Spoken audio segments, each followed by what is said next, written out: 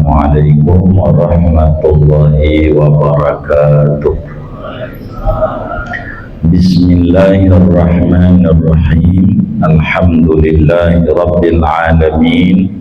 Wassalatu wassalamu ala sayyidina Muhammadin wa ala alihi wa sahbihi ajma'in. Allahumma inna nastahdika li arsyadi amrina wa zidna ilman yanfa'una. Halaman 22 menjelang terakhir. Wa fil hikamil ataiyati, dan disebutkan di dalam kitab Hikam Imam Ibnu Athaillah As-Sakandari, la tatrukiz dzikra li adami hudurika ma'allahi fihi. Janganlah kamu tinggalkan berzikir lantaran karena ketiadaan hadirmu bersama Allah ketika zikir. Li'anna ghaflataka an wujudi dzikrihi asyaddu min ghaflatika fi wujudi dzikri. Karena bahwa lalainya kamu dari adanya mengingat Allah, yaitu asyaddu, lebih berat daripada lalainya kamu pada adanya zikir kepada Allah. Fa'asa an yarfa'aka min dzikrin ma'a wujudi ghaflatin ila dzikrin ma'a wujudi yaqadhatin.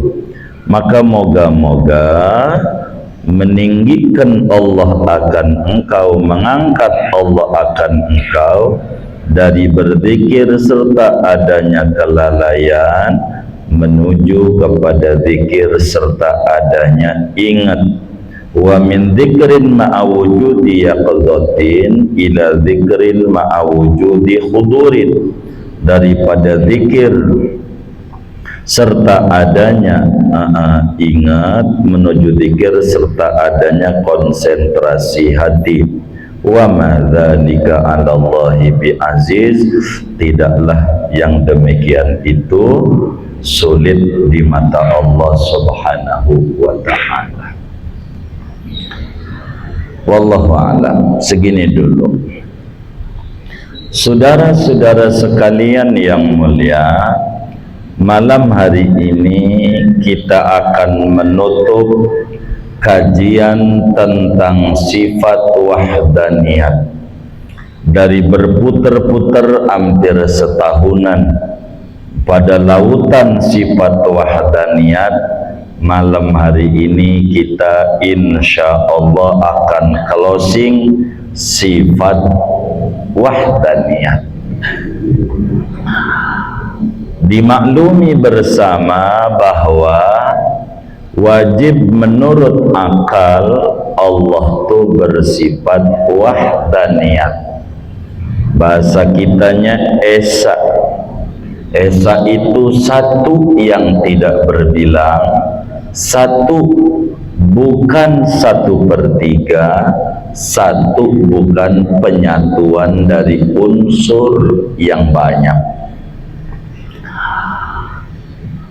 Agama mewajibkan kepada manusia yang umurnya 15 tahun ke atas, akalnya sehat, wajib meyakini seyakin-yakinnya bahwa Allah bersifat wahdaniyat. Sulit dimengerti kalau Allah itu sifatnya tidak wahdaniyat. Masa ada mobil jalan di jalan tol cepat, yang nyupir ada 4, 7, 3, 2 aja susah. Jagat raya ini yang nyupir dan mengendalikan satu, yaitu yang bersifat wahdaniyat, dialah Allah Subhanahu wa ta'ala. Dalil baik nakli maupun akli sudah, hanya kita mau menutup. Kalau kita yakin Allah itu esa, baik zatnya maupun sifatnya maupun perbuatannya, maka segalanya berpusat pada Allah Subhanahu wa ta'ala.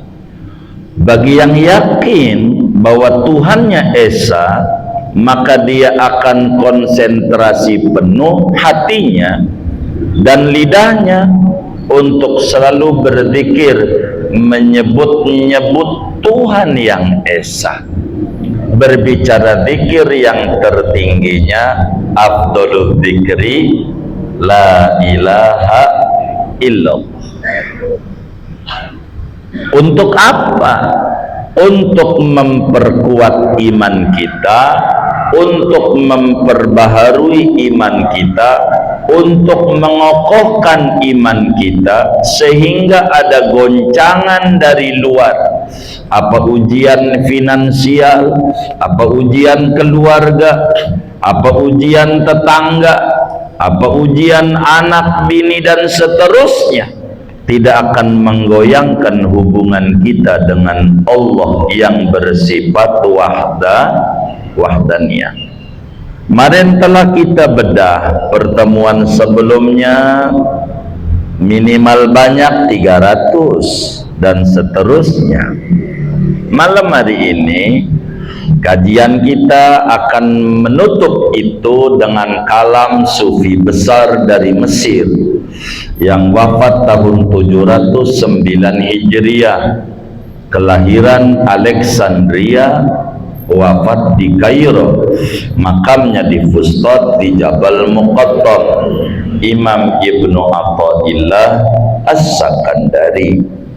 Kata beliau, la tatruki dzikra li adami khudurika ma'allahi fihi. Awas, beliau nasihati kita, jangan sampai Anda tinggalin berzikir mengingat Allah dengan alasan belum konsen hatinya, dengan alasan belum connect hatinya dengan Allah. Jangan, tidak boleh. Kita nggak boleh keluar daripada dairatul wilayah, daripada lingkaran kecintaan Allah, kewalian. Ada 4 lingkaran, 4. Kalau berbicara tahap, ada 4 tahap ke atas. Tidak boleh kita keluar dari ini. Kalau kita yakin wahdaniyat, Esa, yang ngasih maju warung teman kita Tuhan kita, karena Tuhan Esa. Allah, dia Tuhan kita.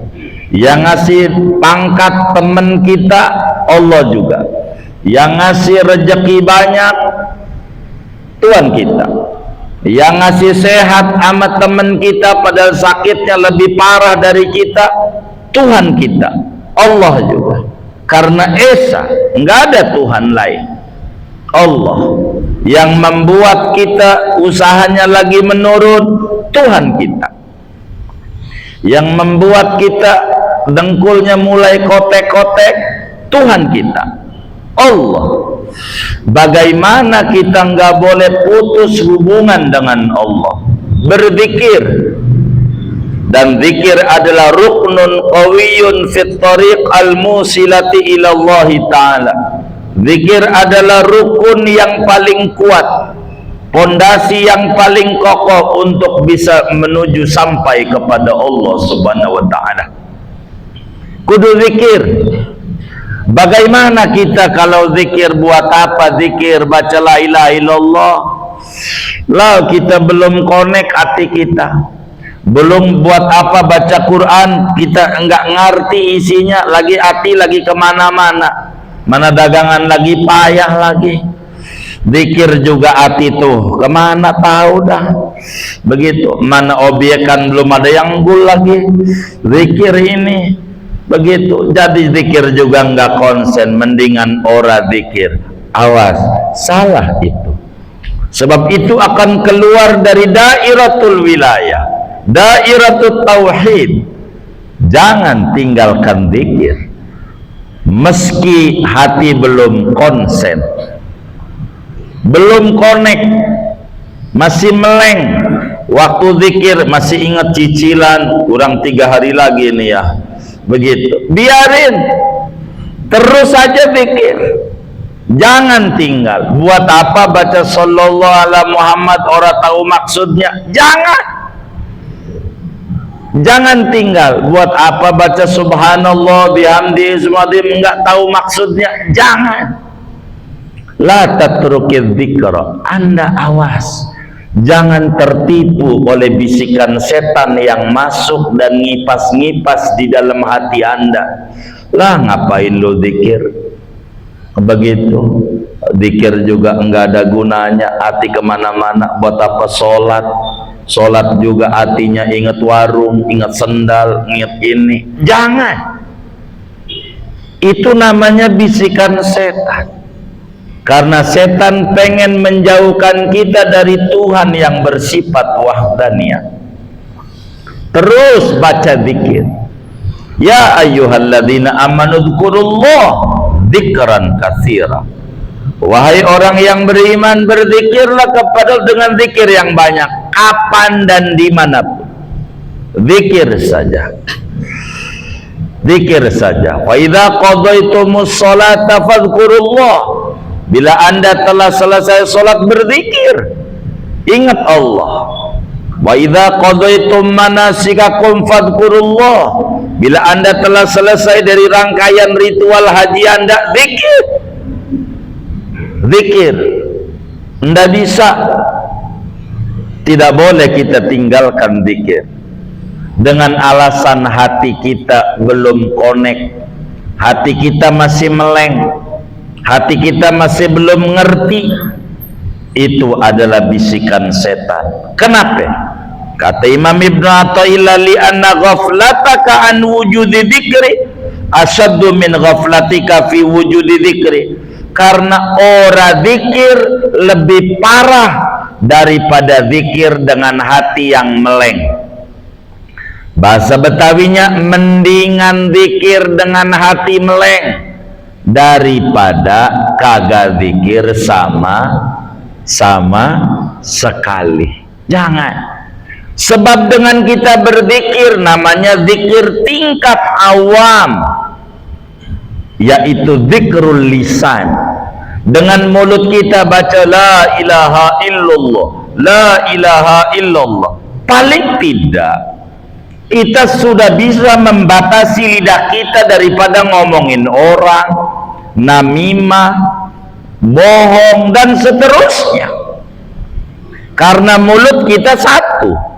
Dengan kita baca la ilaha illallah enggak bisa kita untuk ngomongin si anu, ngomongin sanu, enggak keburu. Wong mulut kita lagi zikir. Buat apa zikir?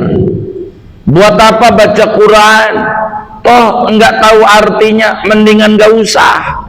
Buat apa lu sholat kagak tahu artinya? Enggak usah. Buat apa lu baca la ilaha illallah enggak tahu artinya nih? Enggak usah. Ini keliru. Ibnu Athaillah nasihatin, la tatrukiz dzikra. Anda jangan tinggalin zikir meski hati kita masih kemana-mana, masih kita ingat warung, ingat orang yang ngata-ngatain kita, ingat anu, ingat cicilan, ingat angsuran. Jangan ditinggal itu zikir. Lalu apa gunanya zikir kalau kemudian kita tidak tahu maknanya, kita tidak ada konek hati? Banyak manfaatnya, banyak. Saya ambil contoh agar supaya mudah dan paham. Pentingnya kita berzikir mengingat la ilaha illallah. Ada seorang kakek, kerjaannya baca Quran tiap subuh baca Quran terus.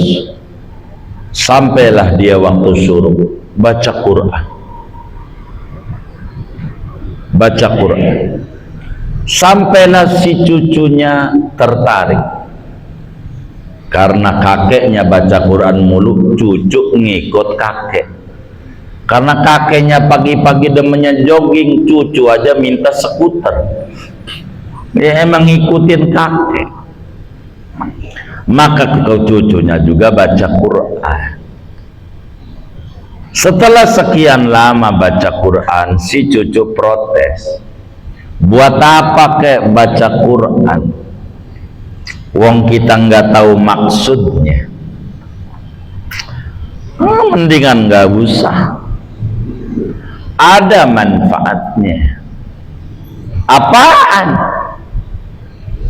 Daripada kamu ribut mulu, kata si kakek, mendingan lu ngisi kolam.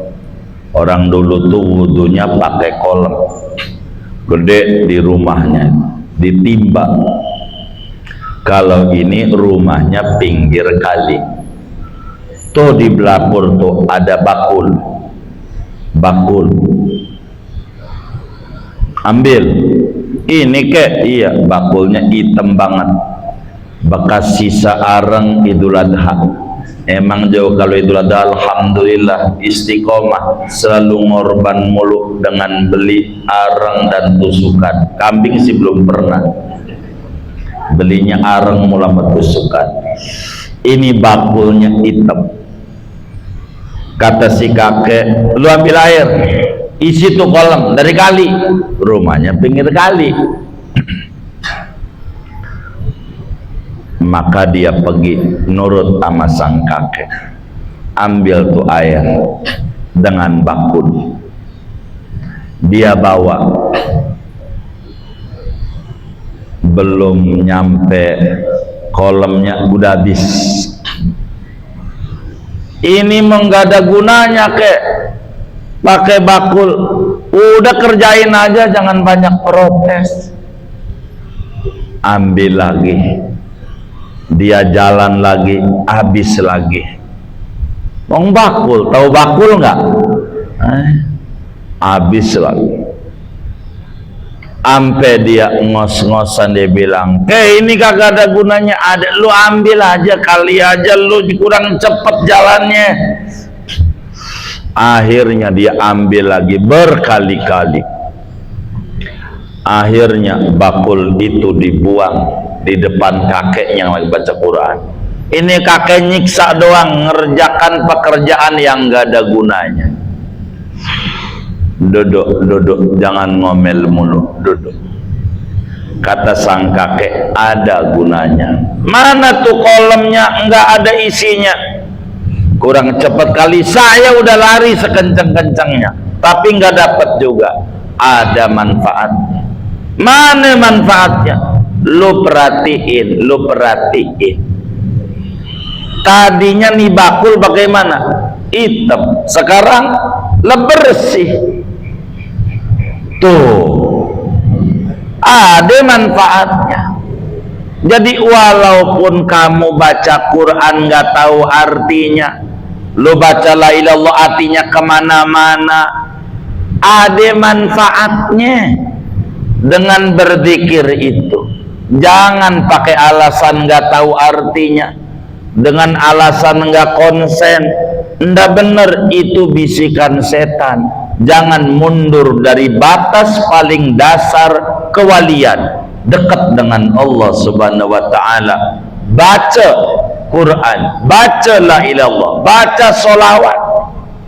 Tapi sudah baca itu Nariyah 4440 kali, tapi nggak ada perubahan warung, ada manfaatnya. Setidak-tidaknya membatasi mulut kita dari ngomongin orang jadi kagak.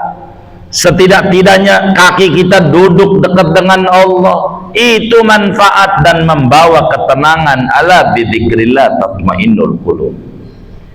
Maka zikir tingkat awam, karena ada 4 lingkaran kedekatan dengan Allah. Terendah zikir ma'al ghaflah, mulutnya baca, hatinya enggak connect. La ilaha illallah, la ilaha illallah, la ilaha illallah, enggak pakai. walaupun hatinya ingat besek, enggak apa-apa. Begitu, yang penting zikir tingkat awal, enggak apa-apa, ada manfaatnya, ada, walaupun hatinya kemana-mana, paling tidak ibadah lidah, dan itu ada nilainya di mata Allah. Jangan pengen langsung buru-buru karena karatnya besar. Kenapa orang baca la ilaha illallah kenceng banget? Kalau batu kenceng di palu, pakai palunya lembek kayak anak banci. Ya, mana bisa kenceng la ilaha illallah. Kenapa? Emang juga malu, hati yang udah membatu tuh kudu kenceng. Kalau enggak kenceng enggak bisa. Mulutnya biar kupingnya ibadah yang kenceng, berzikir la ilaha illallah, dan ini afdalul dzikri, kalimat yang menyebabkan orang tadinya kafir menjadi muslim. La ilaha illallah Muhammadur Rasulullah. Zikir, jangan putus dari zikir, mengingat Allah. Kalau enggak zikir, mulut kita pengennya ngomongin orang, ngomongin ini, ngomongin itu, apa aja diomongin, enggak ada gunanya. Sampai seliweran di HP-nya masih urusan ijazah, mau ijazah enggak kelar-kelar. Begitu kapan mau kuliahnya, enggak kelar-kelar, ijazah aja yang diurusin.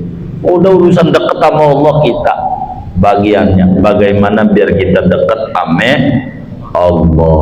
Ini yang paling pokok, namanya zikir ma'al ghaflah, tingkat awal. Zikir lisan, baca aja udah la ilaha illallah, baca aja walaupun kita belum connect hatinya, enggak apa-apa, udah baca aja, karena tingkat dasar berzikir. Wala dzikrullahi akbar, udah zikir aja, menyebut-nyebut Allah. Nabi bilang, ana afdalu ma qultuhu ana wan nabiyyuna min qabli la ilaha illallah. Yang paling afdolnya apa yang dibaca oleh saya dan semua nabi-nabi adalah la ilaha illallah. Baca la ilaha. Seperti kemarin ada 300, ada 1000, ada 12.000 pertemuan yang lalu. Kita tentukan waktunya, jam berapa kita mau baca la ilaha illallah, untuk memantapkan iman dan memperbarui tauhid kita dengan Allah. Dari 24 jam kasih waktu buat dua-duaan dengan Allah, walaupun hatinya masih ingat kemana-mana, enggak apa-apa. Di dalam Sunan Tirmidzi, Imam Tirmidzi meriwayatkan hadis daripada Sayyidina Abdullah bin Busr. Demikian Imam Tabarani dalam Mu'jamnya, Ibnu Majah di dalam Sunannya. Kata Sayyidina Abdullah bin Busr radhiyallahu anhu, ada sahabat Nabi, ini mewakili kita. Sahabat ini datang kepada Nabi besar Muhammad sallallahu alaihi wasallam dan langsung bertanya kepada Nabi, minta arahan. Amin Nabi. Dia bilang, ya Sayyidi ya Rasulullah, inna syara'i al-Islam qad kathurat alaih. Wahai Rasulullah, sesungguhnya ajaran-ajaran Islam ini banyak banget. Kalau ngomong wirid itu banyak banget modelnya. Sholawat aja macem-macem. Begitu. Zikir aja macem-macem zikiran itu. Maka dia bilang, fa akhbirni bi syai'in atasabbatu bihi. Nabi, tolong dong kasih resep dari semua ajaran kau nih yang banyak, yang mana yang harus saya pilih? Beritakan kepadaku dengan apa amalan yang saya bakal pegang erat-erat dari kau. Apa? Kan banyak ya Rasulullah. Nabi cuman jawab, faqala sallallahu alaihi wasallam, la yazalu lisanuka ratban min dzikrillah. Jangan henti-henti lidahmu basah dengan berzikir kepada Allah. Udah baca aja, berzikir. Saudara baca aja apa yang saudara suka. Wiridan dalam Islam banyak, tapi saudara kalau bisa banyak. Baca Quran sehari seain. Jam berapa kita mau kasih waktunya untuk baca Quran? Biar kata sehari seain. Jam berapa? Jam berapa untuk baca solawat kepada Nabi? Jam berapa untuk baca istighfar? Dengan istighfar pendek aja, astagfirullah wa atubu ilaih, astagfirullah wa atubu ilaih. Jam berapa dan berapa kali kita mau batasi? Jam berapa untuk kita baca la ilaha illallah? Karena wiridan udah mentok. Yang tinggi Quran, salawat, istighfar, la ilaha illallah. Udah mentok. Ini yang pokok-pokok. Bawahannya banyak, ada tasbih, ada la ilaha illallah syarikalah, lahul mulku walau hamdu dan masih banyak. Baca yang saudara suka, khususnya la ilaha illallah, karena ini untuk ngebenerin tauhid kita. Jangan dikit-dikit nyalain orang, salah kita. Jangan dikit-dikit kita atau ada gagal orang, kita yang kurang teliti, kutil, kurang teliti. Apa hanya kita zikir biar dekat dengan Allah Subhanahu wa taala. Meski baru zikrul lisan, zikirnya baru baca la ilaha illallah, hatinya masih kemana-mana, enggak apa-apa. Kayak ngaji, jangan tinggalin ngaji walaupun kita ngaji enggak paham. Tiap malam Jumat ngaji, kalau ditanya, kata gurunya, murid-muridku paham tidak? Paham guru. Gua sih kagak. Paham tidak? Paham guru. Gua kagak. Jadi yang paham gurunya, kita mah enggak paham-paham. Enggak apa-apa. Ngaji aja tiap malam Jumat, walaupun kita kagak masih mending kita ngaji enggak paham daripada kagak ngaji. Kagak ngaji apa yang mau dinilai? Orang kagak ngaji udah ada fadilah, kita istima mendengar omongan agama, kita dapat fadilah ta'allum, duduk yang tikap di Masjid Al-Ma'ruf ganjaran. Begitu duduknya ganjaran, udah ganjaran aja. Ngaji gua gak paham-paham, enggak apa-apa, udah ngaji aja. Nanti Allah angkat kita punya hati yang tadinya orang paham, lama-lama paham. Kenapa nggak paham? Emang juga bakulnya hitam banget lah, kan susah, pengen langsung bersih kudu berkali-kali. Emang juga karatnya yang dipanci, yang kena api tuh hitam, di wajannya tuh pengen langsung putih, bolong begitu, dikit-dikit biar bersihnya. Orang udah hitam banget pengen langsung bersih, nggak bisa. Dokter biar langsung sembuh, suntik aja langsung, pakai obat kasih aja 20, insya Allah modar. Bener nggak? Lah kan dikit-dikit. Jadi kalau kita nggak paham ngaji, udah ngaji aja, udah gede ganjarannya. Kalau lah kita bisa bawa pulpen, bawa buku, bawa tuh pulpen sama buku, nggak apa-apa, begitu, bawa, begitu, bawa pulpen sama buku. Tapi kalau kita ngerti, kita bawa kitab, tapi nggak bisa baca, nggak apa-apa.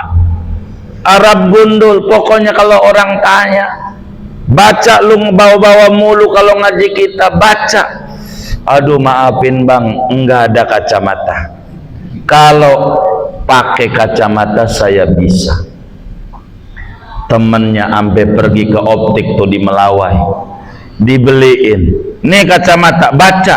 Kan udah saya bilang, kalau pakai kacamata saya bisa, kalau baca kitab ya kagak. Kan saya bilang kalau pakai kacamata bisa gitu. Saya nggak ada kacamatanya begitu. Iya, kalau pakai kacamata bisa. Nih kacamata, iya kan pakai bisa gitu. Kalau baca iya kagak, begitu. Coba aja lo, jangan sok-sokan lo udah ngaji lama begitu. Dijawab, lo bisa nyoret-nyoret Arab gundul? Bisa. Lo ada tetangga lo tuh Arab begitu gundul, coba aja lo palanya lo coret-coret. Kalau lo bisa mah begitu. Gua kagak bisa nyoret-nyoret Arab gundul, ngeri, mana dia tinggi lagi Arab, ya kan. Udah ngaji aja walaupun kita kagak paham. Moga-moga besok diangkat derajat kita dari nggak paham menuju paham.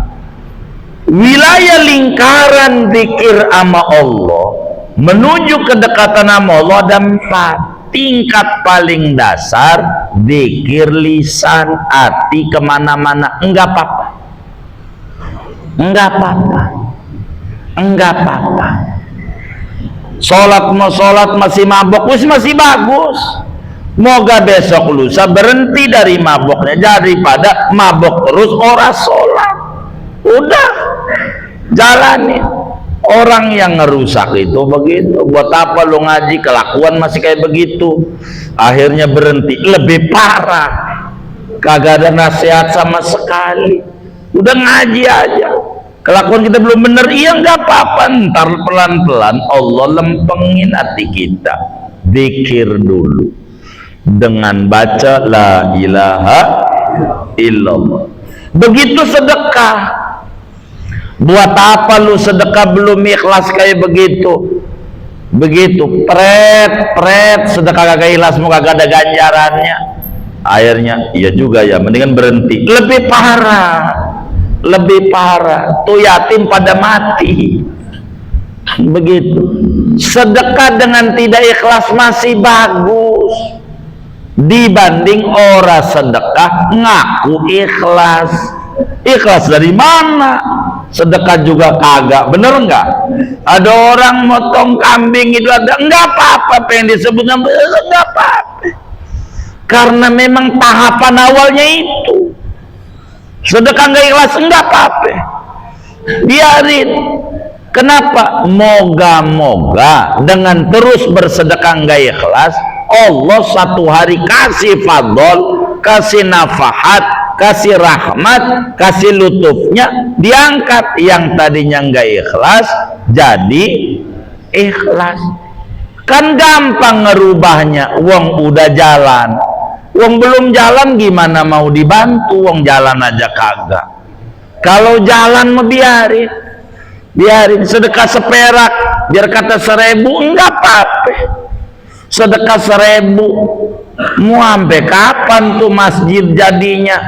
Udah Jangan tergoyangkan, masih tinggian 1000 daripada kagak sedekah sama sekali. Ada kotak amal Jumat tuh, jangan disenyumin mulu. Begitu udah lewat baru melek, waktu depannya merem, lewat baru melek. Kan ada yang kayak begitu ya? Ada nggak? Banyak nggak? Yang mana orangnya nih? Tuh begitu. Jadi kita jangan terprovokasi oleh setan yang berbentuk jin atau manusia. Buat apa tuh sedekah kagak ikhlas? Enggak apa-apa, doain biar saya bisa ikhlas besok. Saya punya kelebihan satu, udah sedekah. Buat apa lu ngaji kagak bisa-bisa, masih bengal, doain. Yang penting saya udah menggugurkan kewajiban ngaji, biar saya besok enggak bengal. Begitu. Daripada lu nyelak mulu ngaji kagak, nyelak mulu sedekah kagak, nyelak mulu zikir kagak, baca Quran kagak. Apaan yang kayak begitu? Adzan Allahu Akbar, Allahu Akbar. Adzan apaan? Daripada lu suaranya fasih, adzan kagak mau, nyelak mulu, masih bagus. Begitulah Islam. Begitu namanya zikir tingkat awal, yaitu zikrul lisan. Kedua, namanya zikrul yaqadzah, zikir dengan hati hadir, hadir hati, baru tahu doang maknanya. La ilaha illallah, tiada Tuhan kecuali Allah, baru itu, baru hadir, baru melek.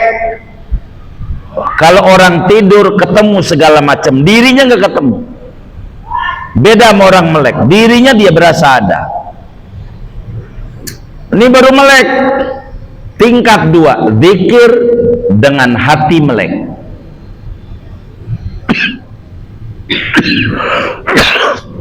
Ketiga, zikrul hudur.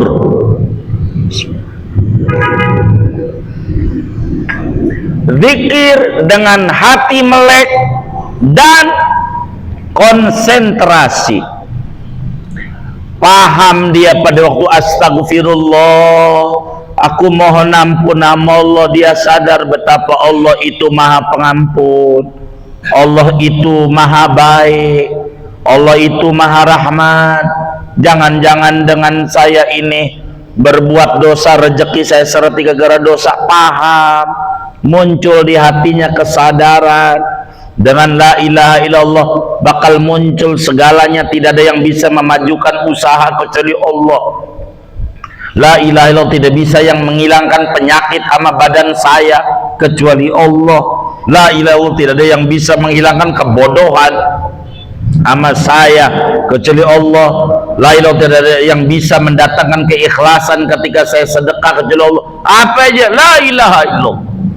Jadi zikir lisan, kemudian zikir yaqadzah, yakni zikiril qalb, nanti zikir sir. Begitu yang ketiga, zikir namanya zikir khudur, hatinya merasa ada keagungan Allah waktu la ilaha illallah. Kadang orang tidak mengerti maknanya la ilaha illallah, tapi sampai nangis padahal nggak ngerti, cuma lihat Ka'bah doang nangis. Padahal dia ngerti apa itu Ka'bah. Ini siapa yang membuat nangis? Allah. Ini ada kenikmatan, ada nafahat Rabbaniyah. Biarkan itu. Sampailah yang keempat, zikrul ghaibah, zikir serta gaibnya hati dari selain Allah, yang ada hanya Allah. Allah itu tingkat paling tingginya tingkatan. Sampailah ketika ditanya siapa sampean, kaulah Gusti, itulah saksi jenar. Begitu. Kenapa kaulah Gusti? Sudah enggak ingat, yang ada hanya Allah. Inilah tingkatan lingkaran, makin ngecil, makin pada titik. Semuanya itu tidak ada yang sulit di mata Allah. Singkatnya, bagi kita orang awam, saya tidak mau mendalami pada zikir yaqadzah, zikir khudur, zikir ghaibah. Saya pada batas awam aja, kelas kita orang awam. Bagaimana mulut kita harus banyak baca la ilaha illallah. sampai kita muncul, kita punya apa, enggak bokeh. La ilaha illallah, tidak ada yang bisa menghilangkan tekanan dana rendah. Apaan? Apaan? Tekanan dana rendah, kecuali hanya Allah. Ntar dikasih maju sama Allah. Aulia-aulia Allah tuh wiridnya la ilaha illallah, wiridnya Hadratus Seno Mualim Bunyamin.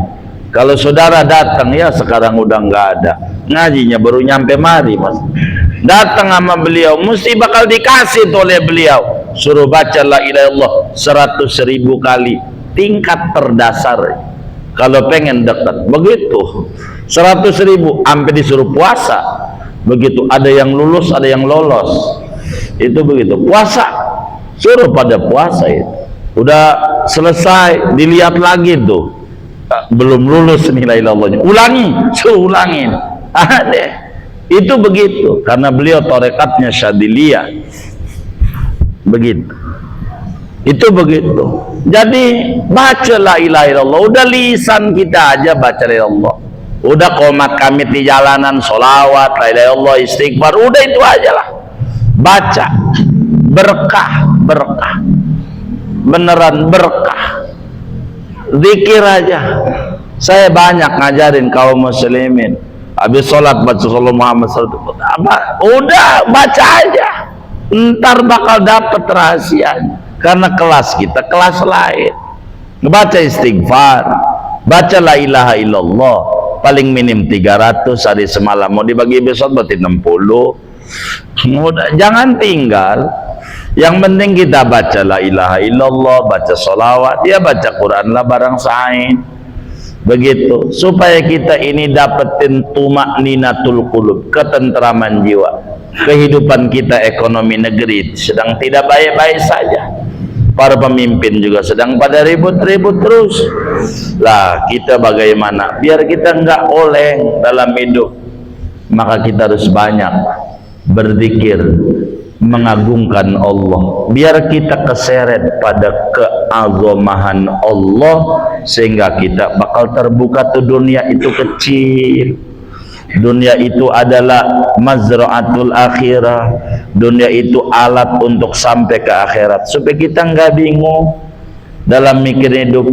Banyak orang yang otaknya dunia, dunia, dunia, orang dia mau ninggalin tuh dunia.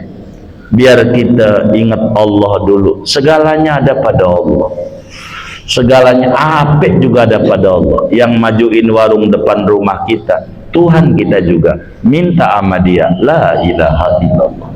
Yang ngasih pinter daripada teman kita Allah juga, baca la ilaha illallah. Udah la ilaha illallah aja dibolak-balik la ilaha illallah. Dan saya sering berpesan pada teman yang lalu juga, baca la ilaha illallah, dapetin sampai 70.000. Kalau dapat 70.000 bilang sama saya, nanti kita tutup dengan doa di majelis ini juga. Enggak apa-apa.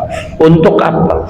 Untuk supaya kita terhubung dengan Allah yang bersifat wahdaniyah, dan ini sifat ngedandani tauhid kita. Jangan sampai kita terkagum-kagum sama tetangga kita yang Kristen kaya, lalu kemudian kita punya iman ini rendah sekali. Akhirnya perbaharui dengan la ilaha illallah. Jangan kita kagum dengan saudara kita muslim enggak ibadah kaya, kita yang sholat mulu berjamaah di al-ma'ruf masih susah aja. Jangan sampai kemudian di mana, jangan sampai goyang ini namanya tauhid. Banyakin baca la ilaha illallah. Ini kalimat luar biasa, pendek tapi luas maknanya, agung kadarnya, dan ini adalah zikirnya orang-orang saleh. Maka banyakin kita membaca la ilaha illallah untuk memperbaharui tauhid kita, untuk memperkuat keimanan kita, untuk mempercantik daripada akidah kita, sehingga ada model apa aja yang masuk pada kita punya jiwa, kita nggak bakalan goyang dalam hidup kita.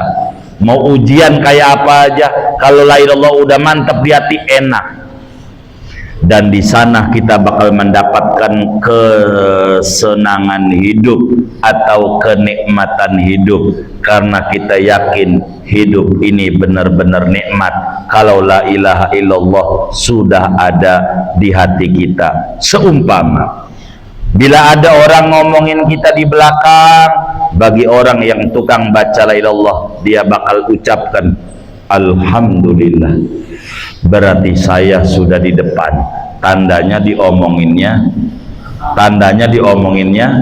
di belakang, begitu, berarti kita sudah di depan. Kalau ada yang ngerendahin kita, alhamdulillah, berarti kita sudah di atas, tinggi dibanding dia. Udah begitu. Kalau ada orang memperbincangkan keburukan kita, alhamdulillah, ya Allah, keburukan kita aja menarik untuk diobrolin, gimana kalau kebaikan kita? Luar biasa. Begitu. Kalau ada orang yang terus menjelek-jelekkan kita, berarti kita sudah di atas dia setingkat. Udah, biarin aja, terus aja. Orang ngomongin apa? Itu urusan orang. Begitu, karena kita punya Allah, dia bakal dicatat. Yang penting lidah kita baca la ilaha illallah, terus saja. Maka orang yang demen berzikir, hidupnya akan tenang, hidupnya akan enak. Kalau dikata sama temannya, wah udah kaya nih, amin, begitu. Jadi doa walaupun nyindir. Kalau ada temannya bilang, model kayak lu dagang mana bisa, doain, mau gak bisa, udah enak aja hidupnya, nyantai. Sehingga orang yang sering baca Allah, hidupnya terarah, terukur. Waktunya dia zikir, waktunya dia ngaji, waktunya dia kerja, waktunya dia dagang, waktunya dia mancing. Udah enak lah hidupnya. Dekatkan kita dengan Allah, segalanya kecil, kuncinya ada di Allah. Pengen kaya, ada pada Allah. Pengen tinggi derajat, ada pada Allah. Pengen kesembuhan, ada pada Allah. Dekati Allah. Kita jangan-jangan penyakit dan ujian bertubi-tubi menimpa kita, karena itu adalah cubitan Tuhan. Yang kita tidur biar kita melek, kita punya Tuhan yang luar biasa, sifatnya wahdaniyat. Karena itu kita kudu balik kepadanya dengan sering membaca la ilaha illallah. Segini aja ngaji kita.